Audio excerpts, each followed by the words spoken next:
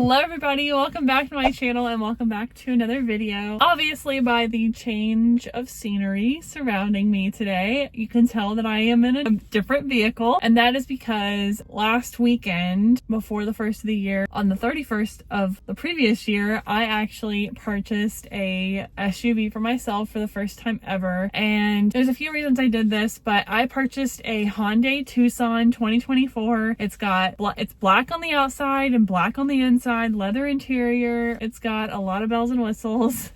It's got CarPlay, Apple GPS, everything. I have not decided what I'm going to name it yet. Tina the Tucson is kind of a front runner, but I'm definitely open to name suggestions in the comments below, so definitely comment that. I love it. It's got a roof rack, which is totally not necessary. It's got a moon roof, which is cool because it's giving me great natural lighting. Like, look at the difference. Hold on. This is with, this is without. Yeah, it's not much of a change, but it's actually pretty cool. So I love it. So we can do that and do that. I love it. I love it so much. So if you're new here, you may know that when I was in college, I had a Mustang, and then I sold my Mustang last year, which I've been out of college for almost 3 years now. So it's not that new of a thing, but I had my Mustang and I sold it, and I like the Mustang. They're cute, but they're impractical. And so I like to say S, which is what we call each other S and R. And so I said to her, well, S is also what you can call me S. S is officially in her SUV era.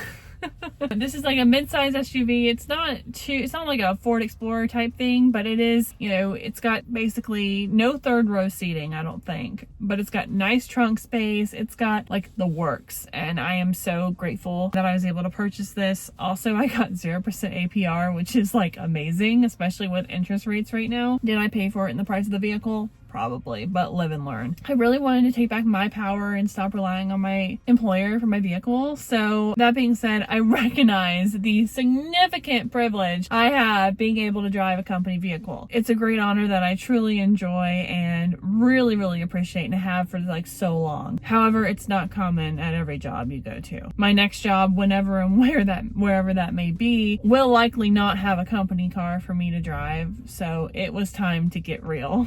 Also, any day with things being the way that they are, it could decide, oh well, it's too expensive for you to continue driving the vehicle, so we're gonna have to park it. And then what would I do? I'd go out and get a car. So I went ahead and took matters in my own hands and went out and got a car.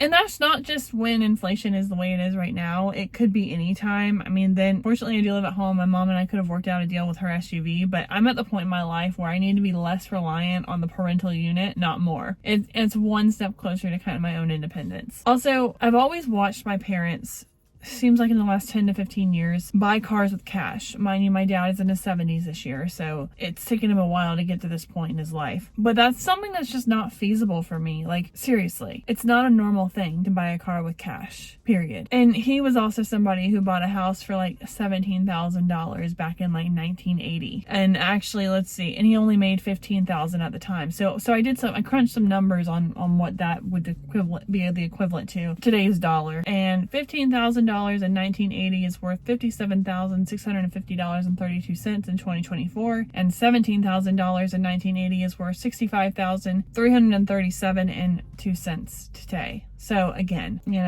whatever. So I've talked to my older friends about this too, and the ones who are actually 40. And if you're new here and you might not get that joke, but someone said a few weeks ago that I looked like I was 40. I'm like, gee, thanks. And they've told me they've always financed too. So it's not paid cash. You can put money down, but paying cash is like a big deal. It's like a huge savings to save up for that. And yeah, it's some might say, okay, it's better to buy a car in cash, not have a car payment, etc. Live and learn. I'm young. I'll learn from my mistakes eventually. If this is a mistake, I don't think it is personally, but I'm very grateful for the opportunity to be able to buy this vehicle and to have my own wheels again, because this is a game changer. So I did not pay cash for this car, and I put down a pretty hefty down payment. I also got a really great APR, and like I mentioned earlier, and also this car has a longer warranty than any other car brand straight out of the gate. It's 5 years, 60,000 miles, which is really good, and I put less than 10,000 miles a year on my cars, so that'll be perfect for me for the life of driving this car. I love the car and I'm so grateful I'm able to do something like this. And also my boss mentioned getting the company car rewrapped, well, a new design rather, and I really wanted to be independent of the firm vehicle before that happened, so that's why I kind of made this switch. And really, ultimately, what it came down to was the fact that they were offering 0% APR on this car. I was looking at a Toyota RAV4, full disclosure.